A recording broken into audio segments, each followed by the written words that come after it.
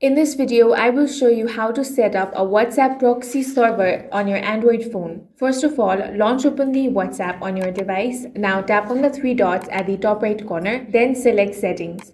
Now tap on the Storage and Data option. Scroll down and tap on Proxy. Now tap on Set up Proxy. You will see fields for proxy details.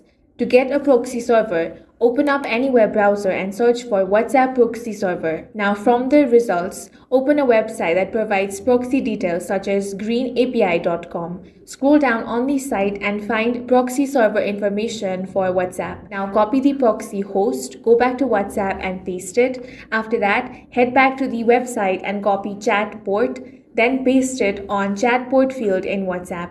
Next, you want to copy media port from WhatsApp.